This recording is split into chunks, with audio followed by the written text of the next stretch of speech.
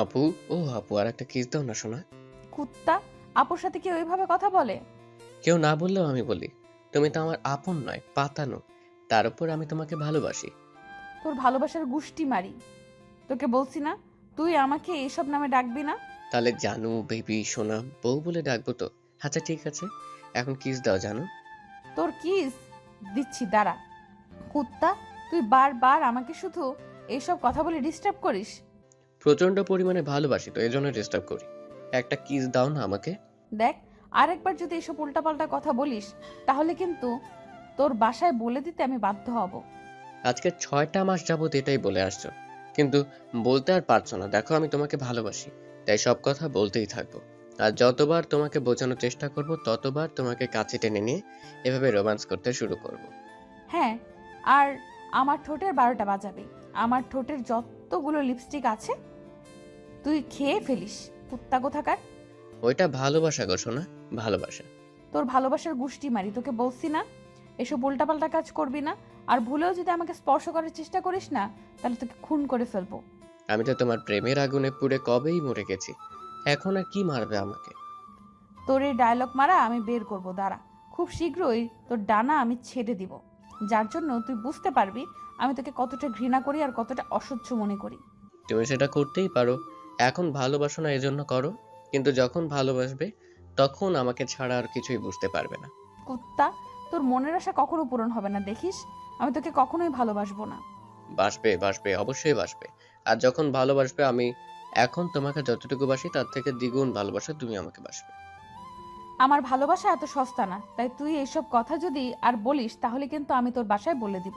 ওকে, বলবো না, কিন্তু তোমার সাথে রোম্যান্স করব। এখন কাছে আসার একটা কিস দেই। তোর কিস আমি দেওয়াচ্ছি। আর একটা বার যদি এইসব উল্টাপাল্টা কথা বলিস, তাহলে আমার থেকে খারাপ আর কেউ হবে না। কি তখন থেকে আরেকটা বার করছো? দাঁড়াও, করে দেখাচ্ছি আরেকটা। ঈশান কথাটা বলেই লামিয়াকে কাছে টেনে নিল, আর লামিয়া ছটফট করতে লাগলো ছোটার জন্য।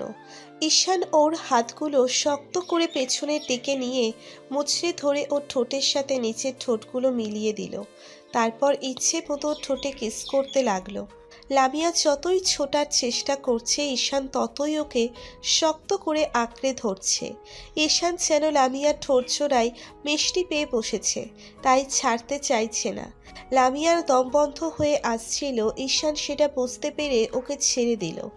সাথে সাথে লামিয়া অগ্নিমূর্তি ধারণ করলো, আর ঈশান কষিয়ে 2টা থাপ্পড় মেরে দিল ওর গালে, আর রাগী কণ্ঠে বলতে লাগলো, কুত্তা হারামি, তুই আসলে একটা দুশ্চরিত্র ছেলে, বাজে ছেলে, লম্পট কোথাকার। তোকে বলেছি না আমি তোকে ভালোবাসি না, আর তুই কি না আমার সাথে এইসব করিস। তুই আমার সাথে জোর করে এইসব করিস, আমি তোকে ভালোবাসি না। তারপরেও তুই আমাকে এমন করে স্পর্শ করিস। তুই বুঝতে পারিস না তোর স্পর্শগুলো আমার কাছে কতটা বাজে লাগে। আমি তো তোমাকে ভালোবাসি, তাই এমন করে স্পর্শ করি। কিন্তু কুত্তা, আমি তোকে ভালোবাসি না, তুই সেটা বুঝিস না। তোকে আমার অসহ্য মনে হয়, তারপরেও তুই বারবার আমার সামনে চলে আসিস। কি করব বলো? ভালোবাসি তো, তাই নির্লজ্জের মতো আসতেই হয়।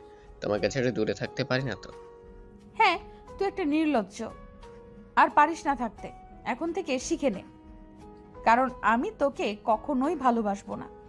তোর মনের ইচ্ছাটা কখনোই পূরণ হবে না। তাই এইসব কাজ যদি আর একবার করার চেষ্টা করিস, সেদিন তোকে খুন করে ফেলবো। আমি তোমার থেকে দূরে সরে গেলে তুমি ভালো থাকতে পারবে তো? আমাকে ভুলে যেতে পারবে তো? অবশ্যই পারবো, আর তোর জন্য আমার একটুও কষ্ট হবে না। একটুও ভালোবাসি না আমি তোকে, তুই বুঝিস না। তুই এক্ষুনি আমার চোখের সামনে থেকে সরে যা, আর দ্বিতীয়বার আমার সামনে আসবি না। আমি যদি তোমার সামনে না আসি ভুল করেও তো তুমি আমাকে ভালোবেসে ফেলবে না। অনেক বেশি কষ্ট পাবে, কিন্তু ভেবে দেখো। তোর যা খুশি কর। তোকে বলেছি না আমি তোকে কখনোই ভালোবাসবো না।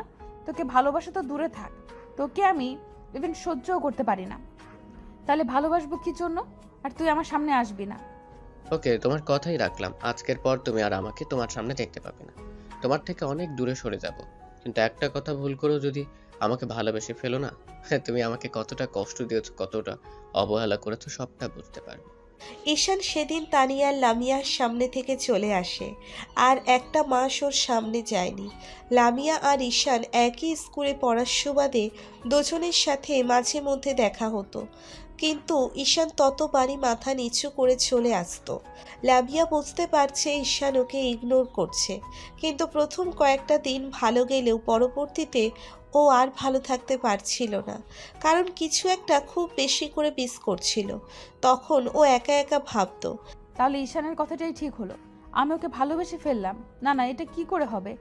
ও তো একটা পিচ্চি ছেলে, ওকে আমি কি করে ভালোবাসবো? আর আমাদের বয়সের ডিফারেন্স প্রায় 2 বছরের। তারপর আমি ওকে কখনো ভালোবাসি না। তাহলে এমনটা মনে হচ্ছে কেন আমার? আরও একটা মাস কেটে যায়, কিন্তু এর মাঝে ঈশান আর লামিয়ার সাথে একটু কথা বলার চেষ্টা করেনি। অন্যদিকে লামিয়া কেন জানি এক প্রকার অস্থির হয়ে পড়েছে, কারণ এই ঈশানের প্রতি যতই রাগ অভিমান দেখাক ওর সাথে কথা না বলে থাকতে পারে না। ঈশান অনেক চঞ্চল আর দুষ্টু টাইপের, তাই ওকে যবে থেকে ভালোবাসে সেটা প্রকাশ করেছে, তবে থেকে ওর সাথে দুষ্টু মিষ্টি খুনসুটিগুলো করে চলেছে।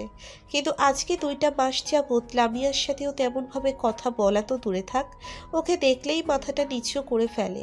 আর লামিয়া কথা বলতে আসলে ঈশান ওকে এড়িয়ে যাচ্ছিল, যে বিষয়টা লামিয়া মানতে পারছিল না। তাই শেষমেশ আর কোনো উপায় না পেয়ে ভাবে ঈশানের সাথে কথা বলবে। প্রতিদিনের মতো লামিয়া এসে ঈশানের জন্য অপেক্ষা করতে থাকে। এর মাঝে ঈশান কলেজে চলে আসে। তখন লামিয়া ওর সামনে যেতেই ঈশান ওকে পাশ কাটিয়ে চলে যায়। লামিয়া অনেক বেশি অবাক হয়ে যায় ওই রকম ইগনোর দেখে। তারপর আবার ভাবে, আমাকে ইগনোর করা, তাই না? দাঁড়া, স্কুল ছুটির পর যে করেই হোক তোর সাথে আমাকে কথা বলতে হবে। তুই কেন এমন করছিস? স্কুল ছুটি হতেই লামিয়া স্কুল থেকে বেরিয়ে তারপর স্কুলের গেটের সামনে অপেক্ষা করতে থাকে। ঈশান বের হতে গেলে দেখে লামিয়া দাঁড়িয়ে আছে। তখন ওকে ঈশান এড়িয়ে যেতে গেলে তখন লামিয়া ওর সামনে আসে। ঈশান আবার ওর পাশ কাটিয়ে চলে যেতে নিলে লামিয়া জোর করে ওর একটা হাত ধরে টানতে টানতে ওকে কলেজের পেছনের দিকটায় নিয়ে আসে। ওর এরকম কর্মকাণ্ডে সবাই হাঁ করে তাকিয়েছিল। এবার ঈশান লামিয়ার সামনে এসে তারপর রাগী চোখে ওর দিকে তাকিয়ে বলতে শুরু করে, তোর সাহস কি করে হয় তুই বারবার আমাকে ইগনোর করতেছিস? তোকে বলছি না? আর যাই হোক, ইগনোরটা আমি সহ্য করতে পারি না।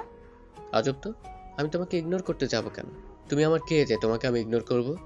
সত্যি আমি তোর কেউ না? তুই আমাকে একটুও ভালোবাসিস না তো? আমি ভালোবাসাতে আর না বাসাতে কিছু যায় আসে না।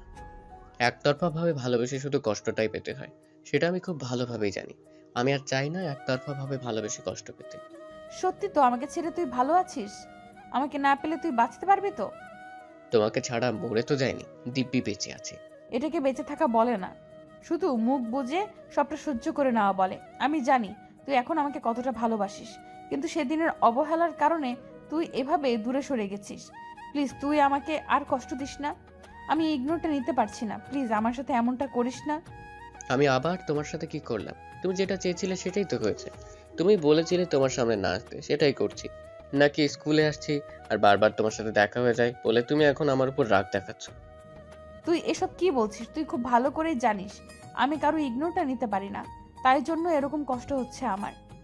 আমি খুব ভালো করে জানি তোমার এই ইগনোর গুলো সহ্য হচ্ছে না, দেখে তুমি আমার সাথে কথা বলতে আসছো। আচ্ছা ঠিক আছে, ইগনোর করবো না। এখন থেকে যেটুকু তোমার আমার দেখা হতো সেটুকু হবে না। তাহলে তো আমি আর তোমাকে ইগনোর করতে পারবো না। লামিয়া বলতেও পারছিল না ঈশানকে ভালোবাসে, আর ওর কথাতেই ঈশান বুঝতেও চাইছিল না। তাই লামিয়া রেগে ঈশানের শার্টের কলার চেপে ধরে রাগী কণ্ঠে বলতে লাগলো, কুত্তা, তোকে আমি এসব বলছি না। আমি তোকে বোঝাতে চাইছি এখন আমিও তোকে ভালোবাসি। তুই কেন বুঝতে চাইছিস না? বারবার শুধু তুই ওই সব কথাই বলছিস।